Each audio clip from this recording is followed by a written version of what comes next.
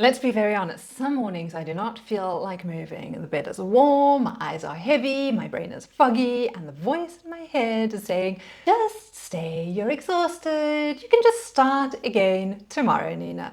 But here's what I've noticed over and over again. Every time I do get up and move, even gently, even for just a little while, I feel better.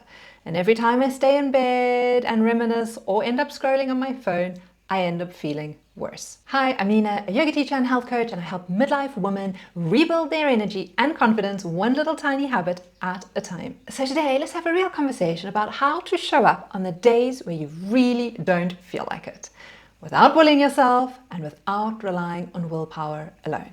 I'm super lucky. Most of my mornings start very, very simply. Craig brings me a mug of hot water to bed. It's a tiny thing, but it changes everything. It's not the drink that actually gets me up, it's the feeling of being supported. And it reminds me, I'm not doing this alone. That one small act of kindness gives me enough of a nudge to sit up, to do my gratitude practice, to put my feet on the ground, and to start the day with intention instead of resistance. You may not have a Craig bringing you hot water to your bed in the mornings, but you can create small support structures that help you over that first hurdle. And we're often told that we need more discipline, more willpower, more just go and do it. But if you're a midlife woman with broken sleep, stress, crazy raging hormones, or hormones even just shifting mildly, work, family, responsibilities, it's not a willpower problem, it's a structure and support problem. It's much easier to show up when someone is expecting you, when you're part of a group, or you've laid your mat out the night before, or you've put your clothes out the night before, or you've committed to it in writing where and when you'll do it.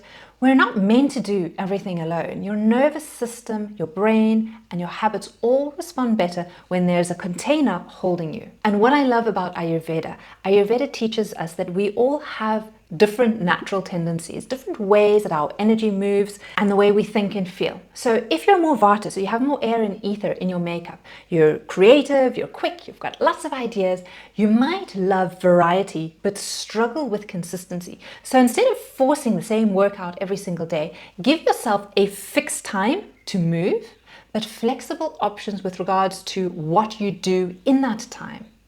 Now, if you're more pitta and you've got more fire in your system, you're driven, you're focused, you're fiery, you might end up pushing too hard and actually burn out. So for you, some mornings you may need to focus more on softening, or maybe like cooling yoga practices, gentler strength practices, or a slow, gentle walk without turning it into a competition. And then for those of you who are more kapha, who have a lot more earth and water in you, you feel steady, you feel grounded, maybe even have that slower start in the mornings, you might need a spark, something or someone to get you going, a walking buddy, a class to go to, a text from a friend that says, hey, have you started moving today? I'm rooting for you. None of these types are wrong or better than one or the other. They just need a different kind of support. So if you think about it, what is the support that you actually need? The other thing that I like to think about is discipline, and discipline has such a harsh reputation. It's like a strict school teacher that sits inside your head and tells you, do this, do that. But what if discipline in midlife simply means I'm devoted to how I want to feel? It doesn't have to be perfect, not extreme, just devoted to myself. So instead of I have to work out today, try something like I get to move my body for 10 minutes so that I feel more like myself today. Tiny shift, huge difference. And sometimes it's just about reframing how we see yoga. So if you've been thinking, I'm tired of being tired, I know what to do, why can't I just get myself to do it? You're not broken, you're not lazy, you just need support. You need rhythm and you need tiny steps that fit in your real, full, busy life. So start here. Start with one small support. That might be laying out your clothes, messaging a friend, rolling out your mat, and one tiny commitment. Maybe it's that 10-minute yoga practice. Maybe it's a walk.